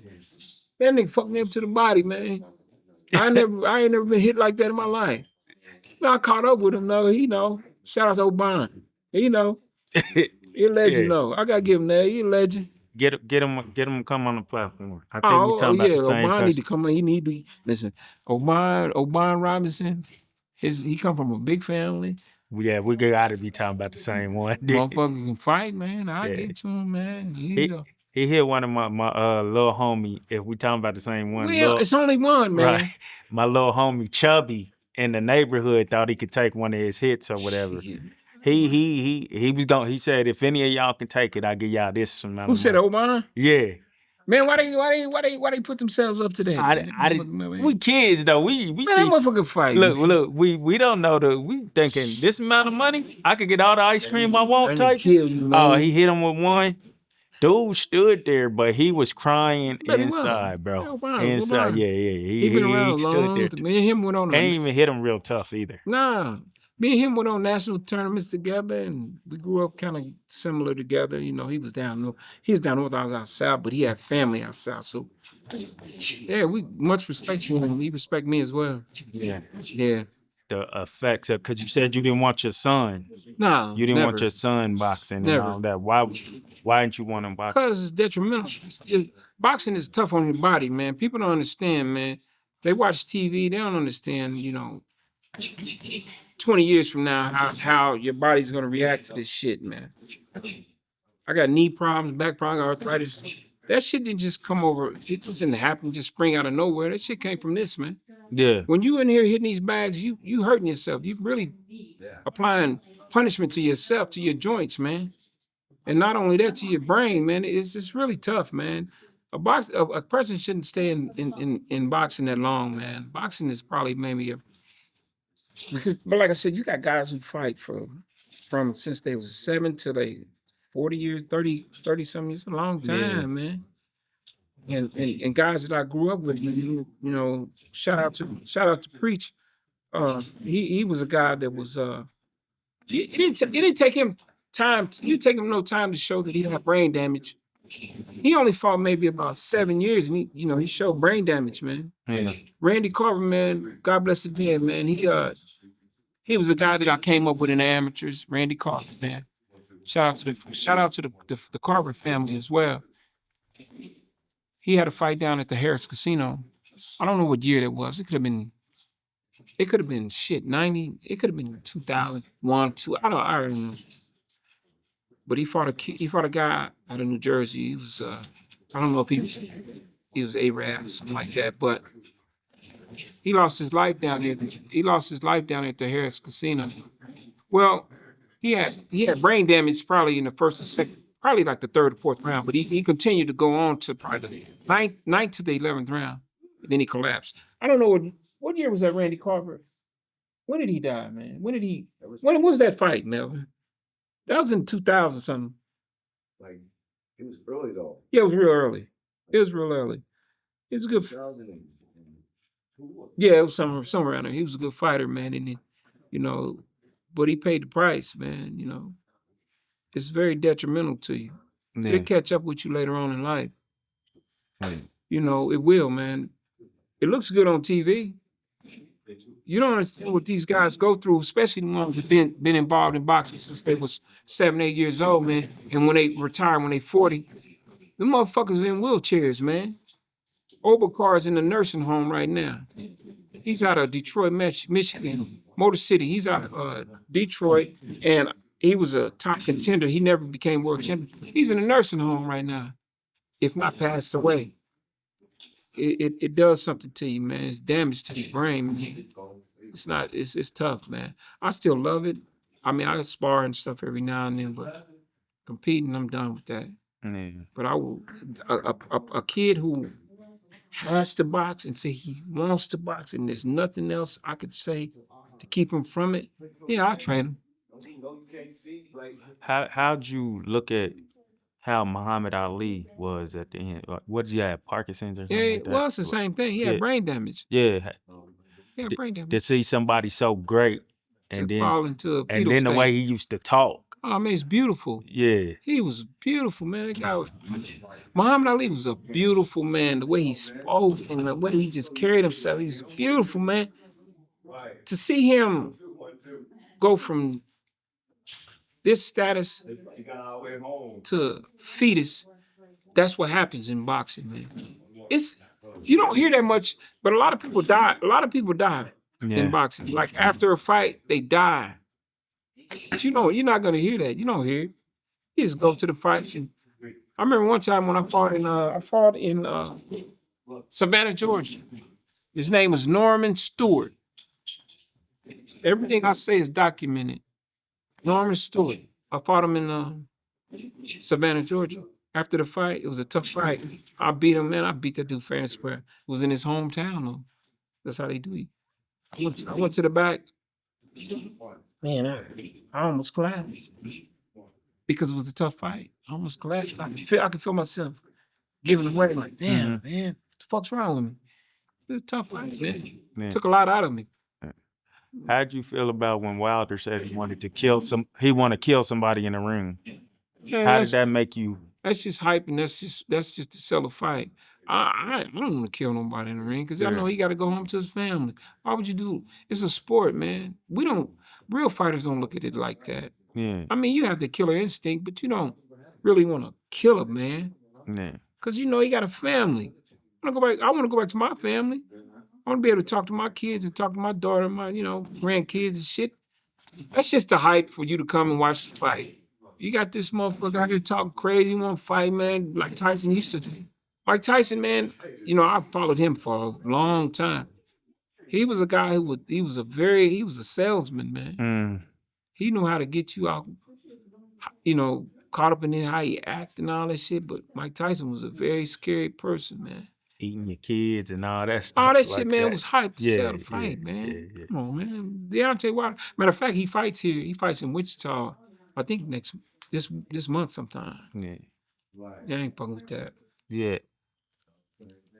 Have you ever, or is it often that fighters have you ever, is it common that fighters do something in the ring, like do somebody real bad in the ring, and it kind of scare them? Like after you see how you did him, what Yeah. happened. Yeah, man. Let me see. I was young. I didn't know no better. I thought, shit, since he's down, fuck that. You know, let him stay down. But, you know, this was early in my amateur career. But as a professional, man, you learn the sport. You learn the sport of boxing when you're young. It's not to really, the object of the sport is to try to, what is it called? I don't know what the word. I mean, I got the word on the tip of my tongue, but you try to, you know, you actually try to hurt a person, but not to the point where you want to kill him. Yeah. You want to concuss a person. You don't want to kill him. You want to put him out, but you don't want to kill him, man. Because man, what good is it gonna bring you? Right. Man, that's stupid, man. I never thought about that ever in my life. The whole time I was boxing, I never thought, like, man, let me kill this mother. Nah, man. He's not gonna get you anywhere, you know. And it's not gonna keep a person, even if you did kill a person in the ring, it's not gonna keep the next person away from you. He gonna want to fight you, so he gonna let you know you ain't nothing. It's because you killed somebody, man. Yeah. He probably had problems weeks before the fight. Shit, fuck. Huh? Well, having licensed hands, how is it to control yourself in environments where people try to try you outside of the fuck ring? that shit, man. So, yeah, somebody put their hands on me, I'm gonna fuck them up. Let me tell you something. When they say licensed hands, it's not considered licensed hands. Like down at the Jackson County Courthouse, your hands is like, what it is you have a license to be a professional boxer. That's it.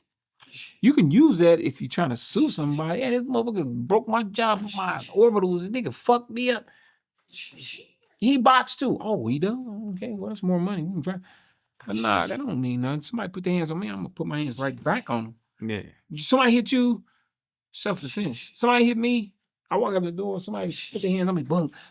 What I supposed to do? Because I box, I was like, man, nah, man, you crazy. I'm a fuck, man. I'm gonna send you home real pretty. Yeah.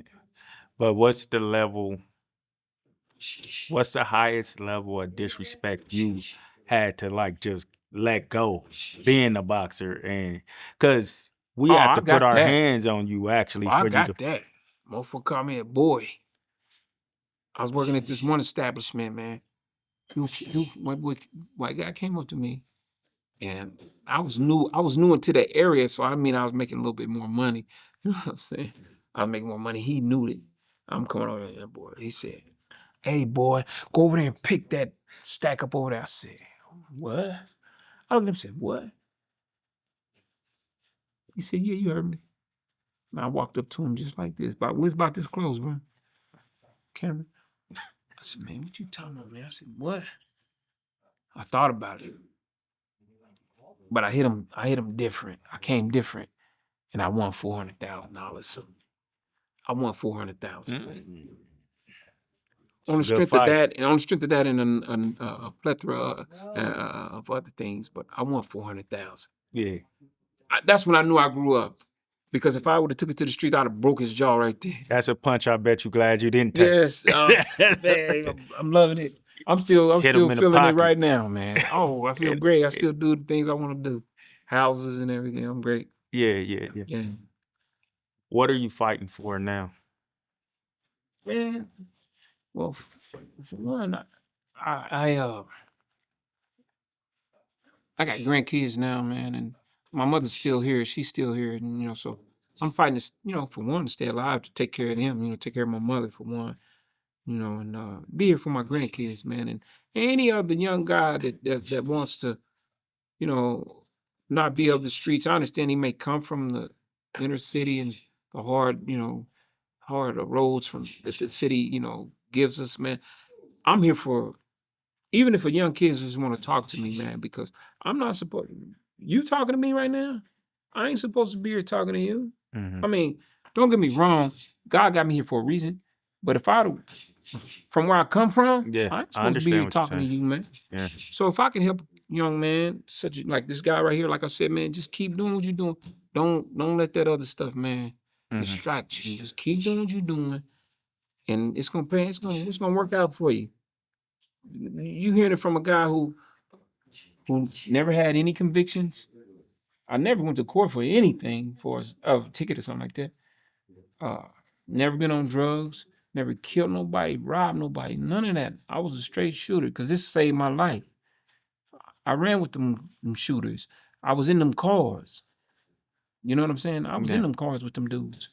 But I said, nah, man, this ain't for me. This is for me. And this would save my life right here.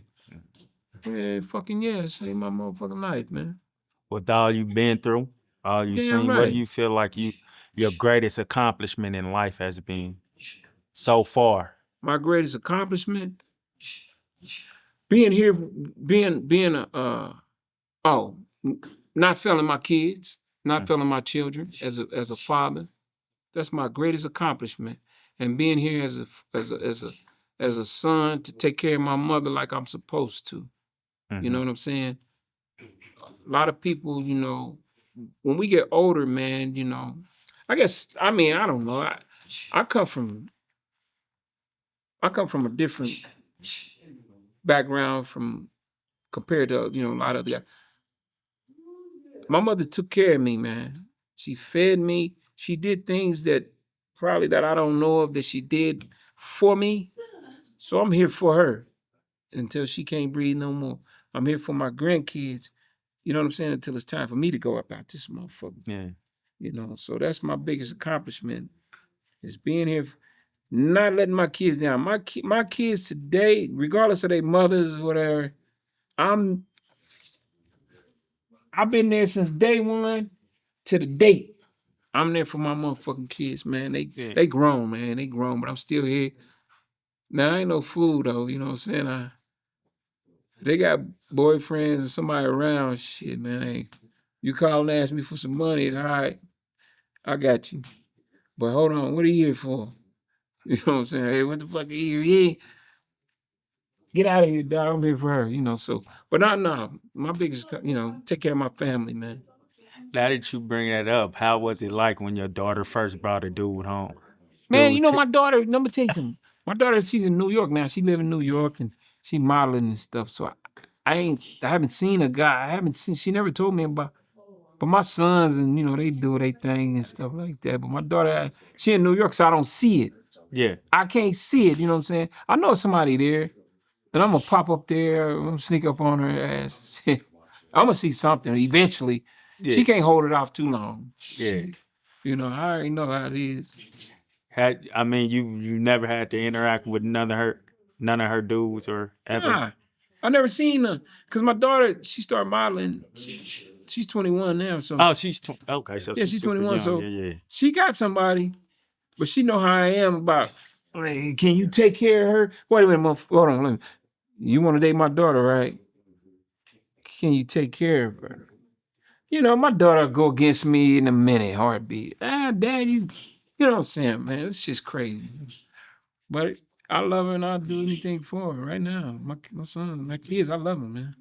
Can you remember any of your interactions with parents when you were What you mean? dating other people's Like that? daughters? Yeah. Oh, my mom, man, I had girls. Oh, let's get into that. Man, I had so many motherfucking girls, man. My mom didn't give a fuck, man. My mom didn't. Man, my mother knew nothing about my girlfriend. Well, she knew about the one girl from high school. That girl Dina that I get shot at. She knew about her, yeah. But boy, I'm telling you, man, once I realized I wasn't no bad looking nigga, I don't know now, but I wasn't no bad looking nigga. I could pull bras, man. Shit, man. My mother didn't know nothing about She would see them, but I only brought a couple of them home to her. And the ones that I brought home to her means are the ones I like. Yeah. But other ones, the scragglers, man, you can't go home to my mom. You need to get in that bed. That's it.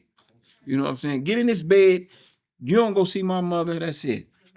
Why you think you had such a? Because you said you didn't do drugs or Nah, I ain't anything, even fuck but around your with no drug was women. Oh man, without Why a do you doubt. think you had such an Today, addiction? huh? What's your addiction to women? Like, what is it about? Come on, man. You know what it is about them, I man. mean, It was sex, man. You know, hey, I see a fine. Hey, that's one thing about me. I will say that. I know this. I know they gonna say I don't care. Shit, I don't give a fuck. They gonna say I had some fine women, man, in my life, man. Cause like I said, not only boxing, but I wasn't no shabby ass nigga. I stay fresh and all that. You know what I'm saying? But I had some fine women. Me and the football players, Derek Thomas and all them football, we would go back and forth with the girls. Them motherfuckers would have, and them girls would be fucking with me, you know what I'm saying? So I had a lot of women, man. I just fuck around, man. I mean, no lie, man. I ain't lying. My sexual appetite was high, man. I go for 3 a day, Melly Mel. I knock 3 off a day. Yes, sir. 3 a day. Shit, I ain't give a fuck about that. 3 to 4. 3 to 4. I mean, nigga, I ain't gonna lie. I mean, in my time, young, shit. When you fuck around the sex game, you catch shit. I call clap and I call gonorrhea and all that shit. But hey, it is what it is, man. It goes with it. You can't have one without the other. I did that, so but I had a lot of motherfucking pretty women, man. And I ain't saying boxing was when girls hear that attention, like shit, they hear my name and I'm down at the casino and I'm fighting and shit. Them girls, I had a girl come up to me, man. My baby mom sitting right there. This girl right here, she asking my baby mom, can I take a picture with him? She said, yeah. And when I hug her, she said, are you coming over to, you gonna come through tonight? And I'm like, yeah. Well, almost definitely. You ain't gotta. I had to say yeah. She knew what it was. Yeah. Yeah, man. Oh, so when I was asked, like before then, what's your worst crash out over a woman, if you ever crashed out over a woman? Man, I crashed out over my. Well, when I was younger, I had a girlfriend. Like I said, I'm on a hotline and all that shit. But it wasn't. It didn't affect me until I got with my son's mother. Man, that was different. I was 15. I'm in love. Got that puppy love. But when I got with this motherfucker, pretty brown-eyed motherfucker, this motherfucker was beautiful, man. Wow, man, that girl was bad. Sharon Webb, you dirty motherfucker. She gonna make her watch. I'm gonna call her and tell her, watch this. Sharon Webb, man, oh man. I had girls way finer than her, but she just had it. What she had it. She had the it factor. She knew exactly. She had the look. She had the I don't give a fuck attitude. I'm used to girls go over there, sit right there, do that. Nah, she was against. She didn't let's follow nothing. I said.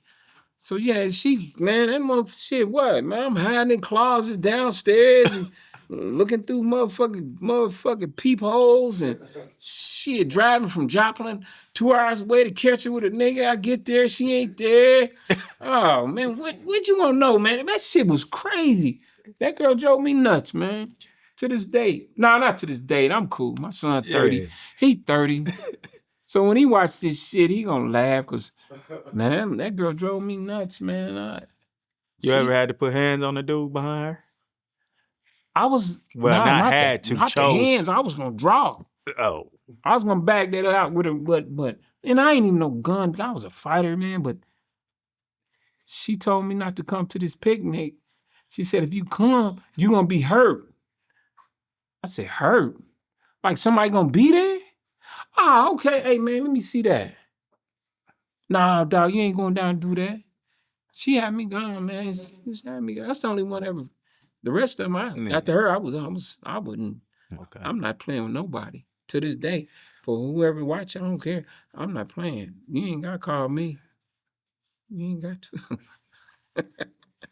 So earlier when I was asking you, I'm asking you, have you, the father that your your daughters do to have to deal with as far as an introduction. Have you ever dealt with No, a crazy father when it comes to introduction? no. See, my daughter, like I said, she's in New York. And if she's dating somebody, it's probably up there. Yeah. So I never, see, when my daughter left, she was 20. She's 21, 22 now. So I've never ever seen nothing like that, you know.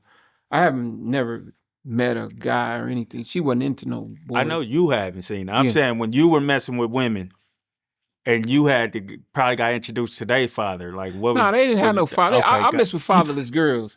You know what I'm saying? I messed with girls who didn't have fathers for projects, Wayne Minor, Park they all Towers, fatherless. no fathers. Yeah. That's what I targeted. The ones that had fathers gave me too much static. Yeah. They had too many rules and go by. I can't. So the girl Dina, her grandfather, see, she didn't have no father. Her father wasn't there. Her father wasn't there, but she had a grandfather, Paul Cook. He ain't play that shit. And I was trying to go around it. No, you gotta play this. Fuck that. I'm trying to get with this is my girlfriend. So that's the only time ever in life that I've ever had to deal with another, like her father, a parent. That's it. The mothers, man, they eventually get soft and say, you need a boyfriend. But a father, nah, fuck no, I never had to deal with that. Because I targeted project women and women from the projects and stuff. Women who didn't have fathers. That's what I targeted. And then not only, I didn't have to target it. Shit, that's just what it was. They didn't have no fathers. Yeah. Yeah, so. So when closing, because we're about to close out. Yeah. What do you, if take this platform away, this Yeah. never happened or whatever. Right. When you're gone, what would you have hoped people had said about you? What would your legend be? How would you hope they would speak about you? Well, shit, it depends who's up there at the podium. Let's talk about it. The motherfuckers might say any kind of shit. I said how you hope they would speak Well, I about hope the motherfuckers tell the truth, because that's all I'm about. Hopefully they tell the truth. I mean, get up there and I'm a straightforward guy, man. I'm for my family. They gonna say that. I'm for my children, without a doubt. I'm for who loves me. I'm for the same. I have those. That's what I go by. Them standards. I love you. I love who loves me. Right. But I love my family for one. I love my friends, certain ones. I don't have too many friends anymore because they're gone. They're dead. But even family members, even when you have primary family, you have secondary family. I have secondary family cousins and stuff, some that I don't even want to see. But some of them, it's only a few, maybe 2 or 3 that I love cold-heartedly, man. And we've been through a lot. The secondary, but primary, man, shit. They gonna get up there and say, you know, he was a funny guy, and dude he was comical, man, and he didn't stand for nothing, you know. He didn't go for anything either, you know. So when he loved his mother, you know. I will say that, and I tell my kids that I'll always take care of him, like my father said. Even on his deathbed, I mean, even before he died, he would always say, man, always take care of your mother. And he didn't really have to tell me that, but I was gonna do it anyway. So I would tell my kids that, take care of your mother, and they know that I'm a solid dude, man. When it comes down to family, I am a solid person, man. Solid guy. Can you leave the audience with some words from your mind and your heart to for those who stick to their mind and their heart? for those who are out there viewing this, whether they my friends or just viewers of the channel, you know, I would like to say, you know, hey man, whether they're young or old, it doesn't matter. Always fight for what you believe in, and whatever your goals are, stick to it, you know, regardless of the distractions you may have, good or bad. Always stick to them and stand behind your guns, man. You know, I would always tell somebody that, man, no matter what. And keeping positive people around you. The negative, you know, like I was telling you, your young guy right here, man. Man, always, you know, don't channel your attention to that negative stuff, man. It's gonna only lead to 2 places: penitentiary or death. And I've seen it with my own eyes. I got partners that's dead, and some that's been in the penitentiary for 30 years. 30 and better, still counting. He gonna be there till he die. So that's what I would say to your viewers, man. You know, that's it, man. And if they want to come to the boxing gym, they can come here. I'll be here. Master Melvin will be here as well. What's your gym? Pound for pound boxing, man. If they want to learn how to box, I will be here for them. Master Melvin Wesley will be here as well, man. And this is the best gym in the city, man. So I would say that. All right. You a praying man? Huh? You a praying man? Yeah, I'm a praying man. You mind Not praying only that to- because, not only when I need to pray, I just pray because.